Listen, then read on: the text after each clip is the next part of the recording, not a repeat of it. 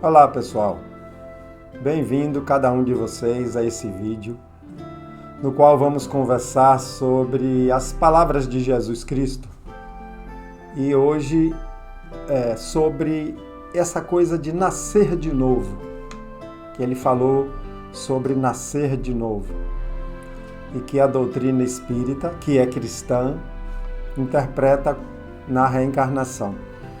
Além de todos os ensinamentos trazidos pelos espíritos de luz, em que popularmente chamamos de santos, mas são espíritos que viveram na Terra, que fizeram tudo que a gente faz aqui, comer, beber água, andar, ter família, dormir, acordar. São pessoas. Eles nos mostraram através de várias mensagens, de várias psicografias, que a evolução se dá pela reencarnação. Nós vamos mostrar nesse vídeo algumas passagens do Evangelho que traz isso. Inclusive uma delas do Antigo Testamento. Não tem uma só no Antigo Testamento, tem várias. No Evangelho também tem outras. Vamos pegar as mais significativas, conversar sobre elas e comentar sobre a reencarnação. Olha essa passagem aqui. Na passagem do profeta Jeremias 1:5, ele fala sobre mensagens recebidas, E eles acreditavam que era da parte de Deus, só que Deus não comunica diretamente conosco, em palavras. Mas ele traz a seguinte mensagem, o profeta Jeremias em 1:5. Antes que eu te formasse no ventre materno, eu te conheci. E antes que saísses do ventre da madre, te consagrei e te constituí profeta das nações. Quer dizer, Jeremias recebe essa mensagem que dizia que antes dele nascer, ele já era conhecido. Antes dele sair do ventre da mãe, ele já era conhecido. Quer dizer, ele não nasceu ali, no momento do embrião, no momento do bebezinho. Ele não nasceu ali, ele já existia. Então, Jeremias mostra aí claramente que ele foi reencarnado. E depois disso, com a chegada de Jesus na Terra, ele também nos fala em várias passagens sobre o processo de nascer de novo, o processo de reencarnar. Vamos lá. São 3 bem significativas que eu escolhi, mesmo sabendo que temos várias. E na passagem do Evangelho de Mateus 17, de 10 a 13, sentado no caminho, descansando, um dos apóstolos chama Jesus e pergunta: sabemos que o Senhor é o Messias, acreditamos que o Senhor é o Filho de Deus encarnado. Por que dizem os escribas que Elias deve vir antes? Escribas faziam parte dos doutores da lei judaica, que estudavam os profetas da antiguidade. Elias era um desses profetas e estava escrito que Elias deveria vir antes de Jesus para arrumar as coisas. E Jesus responde: mas eu vos digo que Elias já veio e não o reconheceram, mas fizeram com ele o que quiseram. Do mesmo modo também o Filho do Homem está para sofrer da parte deles. Então os discípulos compreenderam que Jesus lhes tinha falado a respeito de João Batista. João Batista morreu degolado, Arrancaram a cabeça de João Batista.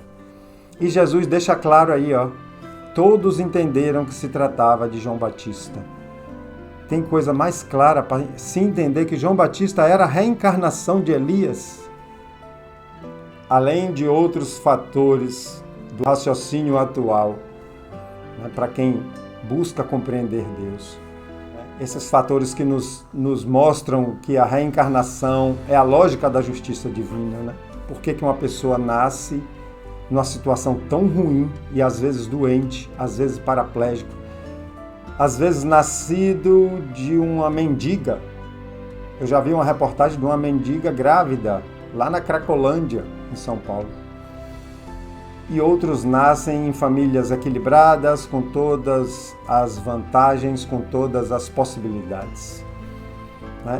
Essa lógica da reencarnação também nos mostra que para ser justo com todos, não podemos nascer de forma tão diferentes. Olha essa outra passagem aqui. Lá em Mateus 16, 13 e 14, Jesus também sentado em um desses momentos pergunta: quem dizem por aí as pessoas que é o Filho do Homem? E os apóstolos respondem: umas dizem que é João Batista, outras que é Elias, outras, enfim, que é Jeremias ou algum dos profetas. Perceba que fica claro que era comum a ideia de que uma pessoa, naquela época, sabia que ela tinha sido outra em vida passada. Que todas as pessoas eram outras pessoas de vidas passadas. Tanto que Jesus pergunta: que dizem por aí das pessoas que é o Filho do Homem? E ele citou pessoas do passado, né? Ele citou Elias, citou Jeremias, citou os outros profetas, citou João Batista, que ainda não era conhecido, mas progredir nessa forma de fé, trazer uma fé raciocinada é importante. É importante para a nossa reforma íntima. É importante para o nosso crescimento espiritual, saber como as coisas funcionam. É claro que temos que respeitar todas as religiões, todas as formas de fé, cada um com sua fé, cada um com sua busca por Deus. Mas a realidade divina é muito maior do que as religiões. E entender verdadeiramente como as coisas funcionam faz com que nós possamos crescer espiritualmente de uma forma mais raciocinada, de uma forma mais fiel. E a vida até se torna mais fácil quando a gente compreende essa realidade espiritual da reencarnação. Vamos citar mais uma passagem em que Jesus fala abertamente da necessidade de nascer de novo. Nicodemos era um homem rico. Na verdade, ele era também um dos doutores da lei. Mas ele estava tocado, ele já tinha consciência evoluída, ele estava tocado pelas palavras de Jesus. Mas era vergonhoso para os judeus conversar com Jesus, porque eles consideravam que Jesus veio negar a lei, atrapalhar a fé judia. Então ele marcou o encontro com Jesus à noite, pediu e Jesus aceitou. E lá em João 3, de 1 a 8, ele pergunta a Jesus: como que pode um homem entrar no reino dos céus? Qual o caminho para o homem entrar no reino dos céus? E Jesus responde: na verdade te digo que aquele que não nascer de novo não pode ver o reino de Deus. E Nicodemos, curioso, pergunta: como pode um homem nascer sendo velho? Pode tornar a entrar no ventre de sua mãe e nascer?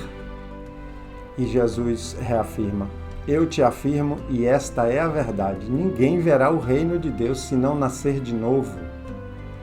Se alguém não nascer da água e do Espírito, não poderá entrar no reino de Deus. Nascer da água naquela época era nascer na matéria. Sabia-se que toda a vida saía da água, né? E a evolução mostra isso, que a vida começou na água. O Antigo Testamento diz isso. Então, nascer da água era nascer da matéria. Ainda tem a simbologia da água, do líquido amniótico da mãe. Então, Jesus estava dizendo: se alguém não nascer com corpo físico e em espírito, não pode entrar no reino de Deus. Naquela época se falava entrar no reino de Deus, mas evoluir espiritualmente para as dimensões evoluídas, as dimensões espirituais puras. E se Jesus tivesse que negar a ideia de nascer de novo um bebê, ele diria: não é nascer do ventre da mãe. Ele diria para Nicodemos, você está entendendo errado, não é nascer do ventre da mãe, não é nascer de novo. Aí explicaria o que seria isso que ele tinha dito, nascer de novo. Não, ele não nega e só reafirma. Nascer da água naquela época era muito claro que era nascer num corpo. A ideia de nascer de novo, né?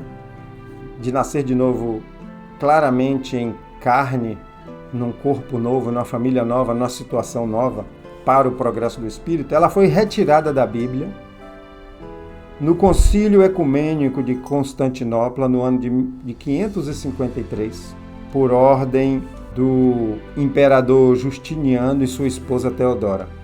Naquela época, os imperadores convocavam a igreja para fazer um concílio. Os imperadores mandavam e fazia o concílio e colocava a determinação do imperador.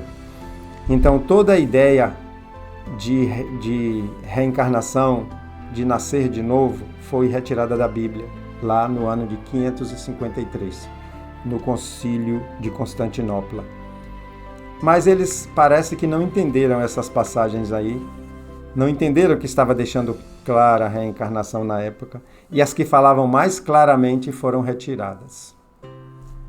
Então, estudamos aí 3 passagens bem significativas das palavras de Jesus, que é necessário nascer de novo, e a justiça divina não poderia se concretizar sem a reencarnação. Eu quero ver quem explica um espírito hoje nascer numa sociedade em guerra, numa sociedade doente, e outro nascer em sociedades equilibradas, em famílias em paz. Por que Deus faria isso, essas 2 diferenças de oportunidades? Por que uma criancinha morre com 1 ano de idade, 2 anos de idade? O que será dessa alma?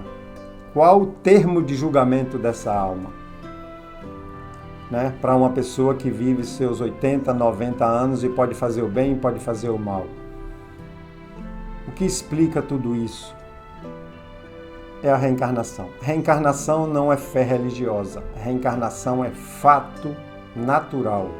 Assim como a digestão, circulação do sangue, a visão, a geração de um feto, tudo é fato natural. Reencarnação faz parte da biologia do nascimento do espírito. Tanto nascer como morrer são fatos naturais. Todos nascemos, todos morreremos. Na verdade, morrer é uma linguagem popular, ninguém morre. Devolvemos o corpo para a terra, devolvemos o corpo para a natureza, dissolvendo suas moléculas, suas células, seus átomos, devolvendo para o solo, e que continuará vivo. Cada átomo desse retornará em outro objeto, em outra planta, em outro animal, e a vida continua. Minha gente, acreditar na continuidade do eu, acreditar na continuidade do espírito bem vivo, progredindo, se arrependendo, se reformando, evoluindo, é abrir o universo para a sua mente, para a sua consciência. Me perdoe, mas se você ainda não acredita, ainda não considera a reencarnação, você ainda está num degrau anterior da evolução, do conhecimento, da espiritualidade. Um abraço, obrigado por assistir o vídeo até aqui, e que Jesus e Nossa Senhora abençoe nossas famílias.